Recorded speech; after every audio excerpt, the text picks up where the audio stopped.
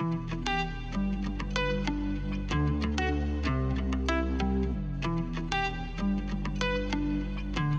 continue nos entrevues avec nos juges invités. Nous sommes présentement avec Luigi, qui est juge pour le championnat de massage, de championnat canadien, pardon, de massage. On commence à avoir la langue qui fourche. On a quelques entrevues derrière la bouche, là, fait qu'on commence à être un peu fatigué. Comment ça se passe? Ça se passe très bien. Ça se passe très bien. Est-ce que c'est la première fois que vous êtes juge au championnat? Oui. Ouais? Puis vous aimez bien votre expérience? Oui, beaucoup. Ouais, ouais. Puis pourquoi vous avez décidé d'accepter ce rôle-là de juge cette année? Parce que ça, on s'est enrichi en faisant des premières expériences. C'est bien. Donc, c'est non seulement la première fois ici, mais c'est la première fois comme juge dans un championnat? Oui. Ouais. C'est une première. Une vraie première. Ça se passe comment pour une première? Ça se passe très bien. C'est beaucoup d'informations à gérer, beaucoup de monde à gérer aussi. Là, je veux dire. Alors, tout est nouveau. Alors, on s'ajuste. Ah, c'est bon. C'est comme ça, Darwin, on survit quand on s'ajuste. Ah, oui, c'est ça. Ouais, c'est vrai. Et parlez-moi de vous un peu. Vous venez d'où? Vous avez fait quoi en massothérapie? Et, nous, on a eu un petit peu... On a fait des recherches. On a fait nos petites petites recherches, mais on aimerait ça que vous nous parliez un peu de votre pedigree en massothérapie. Ah bon? Seulement la massothérapie. Ben, ça peut être autre chose. Qu'est-ce qui vous a amené ici, finalement? Bien, c'est une invitation que j'ai reçue de Liane, finalement, Liane Dufresne, parce qu'elle a étudié chez nous, ça fait très longtemps de ça. Et puis, à un moment donné, elle a dit, ben, ça serait fun que tu sois parti dans ça. C'est pas aussi simple que ça. Puis ça fait combien de temps que vous pratiquez la massothérapie? Depuis le début des années 80. OK. OK, fait qu'on n'était pas nés. Exactement. Là, on peut le dire encore. Non, on peut le dire, mon frère, encore une fois, on n'était pas nés. Puis à l'époque, qu'est-ce qui vous a amené à vous intéresser à la masso? Dans les faits, j'ai fait une petite fin de semaine d'introduction à Shiatsu. Et j'ai tellement aimé ça que j'ai certainement changé mon fusil d'épaule. Puis j'ai dit, c'est ça que je vais faire. C'est la meilleure façon pour moi d'aider le monde, finalement. Puis vous vouliez faire quoi avant? Vous faisiez quoi avant? J'étais en droit. Oh, OK. Fait qu'on a vraiment changé le fusil d'épaule à 180 degrés. On a changé d'épaule puis à l'envers. À l'envers, on l'a tourné. OK. Là, vous avez mentionné que Liane a étudié chez vous, donc dans votre école, j'imagine? Oui, exactement. Moi, je fais de la formation professionnelle depuis 1985. OK. Le premier groupe, c'était de 85-86. OK. Puis elle était là quelques années après. OK. Puis avez-vous encore cette école-là? Oui, mais à 70 ans, mettons qu'on laisse tomber beaucoup de choses. J'ai pas le goût de gérer. C'est parce que j'ai pas le goût de gérer personnellement, je veux dire, 20 profs, 250 étudiants par année, 4 étages, 5 personnes de bureau, 2 sièges. On délaisse. On laisse la chance aux autres aussi de faire leur place. Chacun. Puis je trouve que c'était peut-être les meilleures années aussi de la massothérapie. Je pense que dans les années 80, 90, je pense. Tout était à faire ici. C'est ça. Puis, seulement pour vous donner un exemple, moi, mon école était sur le plateau, sur Mont-Royal. Et j'habitais sur des érables, donc qui est quand même entre Rachel et Montréal. Et puis, à cette époque-là, le plateau, c'était quand même très ouvrier. Et puis, au nombre d'heures que je donnais sur mon balcon, quand je recevais des gens et quand ils quittaient, les gens posaient beaucoup de questions. Hein? OK. Ah oui, il y a des gens qui sont venus me voir et disent, mais qu'est-ce que tu fais comme travail pour toutes ces belles femmes qui viennent sur son balcon, ces hommes, t'es-tu gay, Alors, il y avait beaucoup de questionnements qui se faisaient à cette époque-là. Donc, toute l'éducation qu'on a faite depuis. Vous avez fait partie un peu de ce courant-là de massothérapeutes qui ont commencé à démocratiser la masso. Mais il faut penser que quand moi j'ai fait ma formation en massage suédois, donc après avoir fait la formation en Shiatsu, mais l'année d'avant, quand tu voulais pratiquer la massothérapie à Montréal, c'était obligatoire d'aller au poste de police et laisser tes empreintes digitales. Ah ouais? Moi j'étais la première batch finalement. Parce que ça a été. Ça a été. Oui, c'est ça. Oh mon Dieu, c'est une autre époque, là. Ah, carrément. complètement, là. Carrément. Ouais, c'est... Ouais. Ça, on n'y pense pas aujourd'hui. Ben non. Tu sais, on est conscient qu'on est au courant qu'il y a eu beaucoup de démarchages, beaucoup d'améliorations, mais ça, c'est quelque chose que j'ai fait. C'est un exemple. Fait que, depuis 1980 à aujourd'hui, qu'est-ce qui a évolué? Qu'est-ce qui a changé? Comment vous la voyez, la massothérapie d'hier versus aujourd'hui? Je pense qu'aujourd'hui, elle est peut-être trop encadrée. OK. Puis avant, elle était peut-être pas assez encadrée. OK. Est-ce qu'il y a eu un moment où elle a été juste encadrée? Je crois que oui.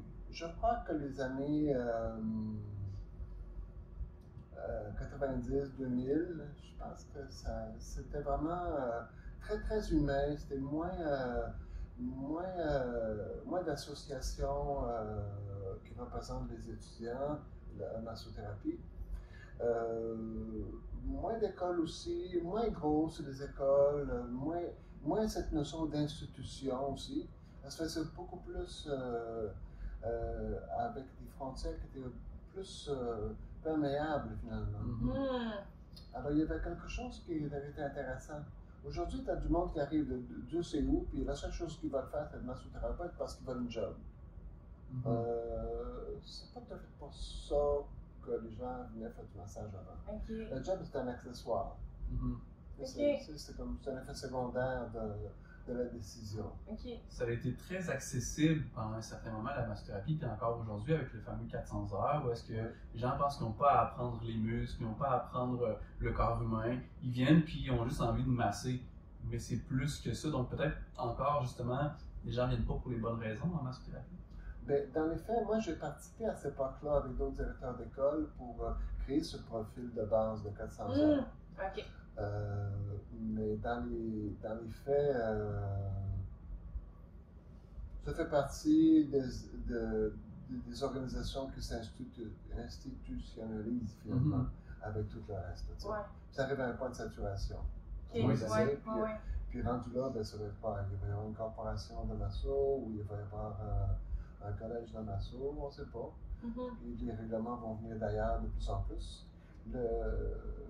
Le milieu est moins libre finalement parce qu'il y a des contraintes et des directives en même temps. Fait qu'il faut évaluer. C'est toujours ça. Plus que tu es reconnu, plus que tu as des obligations. C'est ça. Effectivement. Alors, donc. Puis on souhaite quoi pour la massothérapie du futur? Bien, moi je souhaite vraiment que les gens voient la massothérapie vraiment comme un ingrédient d'un développement holistique, un développement beaucoup plus global. Parce qu'aujourd'hui, je vois des gens qui ont fait, mettons, 1000 heures de masso, mais aucune notion de la méditation, du tai chi, du yoga, du qigong. Pour eux autres, c'est farfelu. Et pourtant, c'est ça qui est la base. Moi, j'ai fait beaucoup d'intégration à ce niveau-là. J'ai quand même un passé en arts martiaux, en méditation, en d'autres choses. Alors, c'est ce qui fait que j'amène ça quand je masse. Puis, je me dis, un massothérapeute ou une massothérapeute qui n'a aucune voix, comme on dirait les Japonais, le do, ben c'est comme, finalement, comment tu te nourris, toi? Qu'est-ce que tu transportes avec toi, mis à part les techniques? Alors, j'ai peur que ça désincarne finalement l'essence. Parce qu'en bout de ligne, moi, ce que je constate, c'est qu'il y a 4 choses qui sont fondamentales. C'est vraiment le centrement. Est-ce qu'on est vraiment centré quand on fait ça, ou bien on est éparpillé, ou fragmenté, encore plus. La deuxième chose, c'est que est-ce que notre corps est détendu? On ne peut pas bien travailler, on peut en massage, dans les arts martiaux, ou en yoga. Est-ce que le corps est détendu? La troisième chose, c'est le souffle. Est-ce que le souffle a été développé? Parce que c'est important que dans la respiration, l'expiration soit dominante. On est malade quand on inspire trop. Et on a beaucoup de puissance quand on expire. Donc, on développe le souffle. L'autre chose, c'est est-ce qu'on est conscient de l'énergie? Est-ce qu'on peut sentir dans l'espace quelque chose devient palpable? Donc, ça veut dire que ta technique devient intuitive parce qu'il y a quelque chose qui te dit d'aller dans cette direction-là.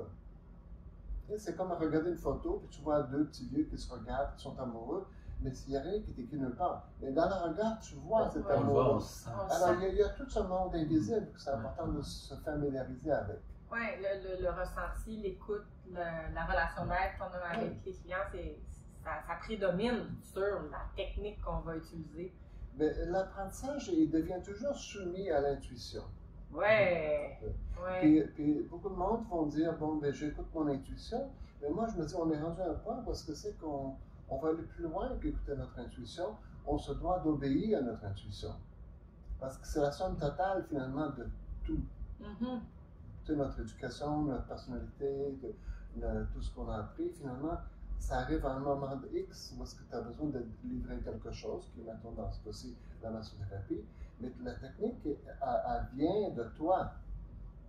Tu sais, c'est comme, qu'est-ce que ta main dit au corps de l'autre, hein, qu'est-ce que le corps de l'autre dit à ta main, et t'obéit. J'ai l'impression peut-être que ça manque ce genre de savoir-là, c'est ça, tu sais. C'est pas partout qu'on entend ça.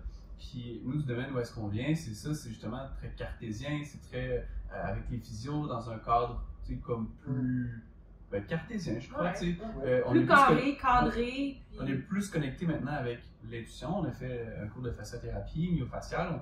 On est arrivé maintenant là-dedans, donc on est ouvert maintenant à ça. Mais avant cette exposition-là, on l'était pas, tu sais. C'est fou, hein? On faisait partie de la gang d'un bar, puis il y avait l'autre gang de l'autre côté. Puis c'est justement ça qu'on essaie avec Juste Masso, de venir unifier ça. Puis on est tous des massos, avec des cadres différents peut-être, mais notre but est tous le même. Donc j'ai l'impression que ça nous manque ça, ce discours-là. Mais ce discours-là, il doit être présent dès le début de la formation, pour donner une trajectoire, pour donner un fond. Et après ça, les connaissances, on les voit s'imbriguer dans ce discours-là. Si j'ai le feeling d'aller travailler, mettons, la ceinture scapulaire, mais je sais très bien que j'ai la ceinture scapulaire. Il y a un deltoïde, il y a un trapèze, il y a une colonne vertébrale en arrière, le sternum en avant. Mais ça, c'est simplement pour que je travaille mieux, que je puisse avoir l'air plus intelligent auprès de mon client. Utiliser les bons mots. Les bons mots, les bonnes technologies, tu sais, c'est tout ça. Mais rien n'empêche que la vie, à quelque part, doit être plus large que ça, au-delà de la technique. Mais puis moi, ça me rappelle toujours un discours qu'un ami avait par rapport à son fils qui allait à l'école secondaire. Et son fils, à un moment donné, il allait plus bien. Avant, il était performant, mais à ce moment-là, il n'était plus performant. Et mon ami pose la question à son garçon, puis il dit, « Qu'est-ce qui se passe à l'école? » Il dit, « Le professeur principal ne m'aime pas. » Oh. Alors, c'est vraiment ça, apprendre à aimer. Le contraire d'aimer, c'est de juger. C'est pas haïr, c'est le jugement. Parce que dès que tu parles de jugement, tu viens de figer la personne et la condamner. Alors, apprendre à rester amoureux de la vie, apprendre à rester amoureux de la vie, c'est fondamental parce que tu aimes autant tes clients, que je veux dire, que ton emploi, que les fleurs, les tables, la bouffe. Alors, c'est un mode de vie finalement. C'est ça la voie. C'est ça. On en prendrait pendant des heures. On vous écoute. Mais c'est beau, c'est doux à entendre, c'est vraiment le fun à entendre parce que comme Kali disait, la massothérapie est plus cadrée, elle est plus cartésienne, puis des fois, puis même nous, il y a quelques années, tout ce qui était holistique, ça ne nous appartenait pas, puis on ne comprenait pas pourquoi c'était dans le même champ d'action que la massothérapie. Tu sais, il y a des choses qu'on ne comprenait pas, mais c'est un tout, puis c'est vrai. Puis la fasciothérapie nous l'a beaucoup appris, on l'a beaucoup manqué, puis on a eu un épisode sur la polarité aussi, où on s'est rendu compte que finalement, on n'est pas si loin que ça de ce qu'on fait, nous, avec le fascia. C'est juste notre approche, notre façon de notre discours qui est différent, mais l'intention est sensiblement la même chose. Puis on ressent les choses, tout part du ressenti, de l'intention qu'on y met aussi après ça dans notre volonté, dans notre manœuvre. Vraiment intéressant. Vraiment, vraiment, vraiment. Vous savez, dans la massothérapie, il y a seulement deux mots, finalement, qu'il faut retenir. C'est l'attention et l'intention. L'attention, c'est la technique. Et l'intention, c'est qu'est-ce qu'on en fait avec. C'est aussi simple que ça. C'est ce que disait IAP aussi tantôt, tu sais. On lui avait demandé un seul mot pour la massothérapie, il avait dit caring, tu sais. Caring, c'est exactement ça. Intéressant. Si justement on revient sur le championnat avant de se quitter, Qu'est-ce qu'on voit dans le futur pour un championnat canadien? Qu'est-ce qu'on espère dans le futur? Ben, je pense que si je regarde depuis mes débuts, tout ce qui est massothérapie et connexe dans la massothérapie a pris une ampleur énorme. Je crois que cette tendance va se poursuivre. Surtout avec la non-accessibilité de la médecine traditionnelle aux allopathiques. C'est tellement déshumanisant et ça va dans cette direction-là. Et nous, on a tout intérêt à humaniser cette place humaine-là qu'on sent. Alors donc, on a besoin d'une bonne compétence technique, on a besoin d'un bon caring, on a besoin de bonnes intentions envers les gens. Et tout ça sont solidifiés finalement, tant en dedans qu'à l'extérieur, tant en haut qu'en bas. Je veux dire, il faut qu'on soit clair avec ça. On est porteur de ça. Et on ne peut pas être porteur si on fait seulement une fraction, si je fais seulement une technique. Alors c'est un ensemble, et je dois exceller dans tout cet ensemble-là. Oui, vraiment intéressant. Merci beaucoup pour le temps qu'on dirait que ça nous a posé. Oui. Ça fait du bien. Ça a même été une petite méditation pour nous avant de repartir dans cette folie. Quand on parle d'énergie, hein, c'est une énergie très calme et posée. C'est sûr qu'on n'a pas le choix nous-mêmes d'être calme et posé, effectivement. Mais tu sais, l'énergie, c'est ce que nous avons pendant que nous sommes vivants. Quand on n'a plus d'énergie, c'est qu'on est mort. C'est ce qu'on dit dans le téléphone quand il n'y a plus d'énergie. Il est mort. C'est comme le souffle. Hein? Tant que tu respires, ça va bien. Quand tu arrêtes de respirer, t'es mort. T'es mort. T'es mort. C'est ça. Ou en apnée. Ou en apnée, un des deux. L'apnée, c'est une partie de la respiration.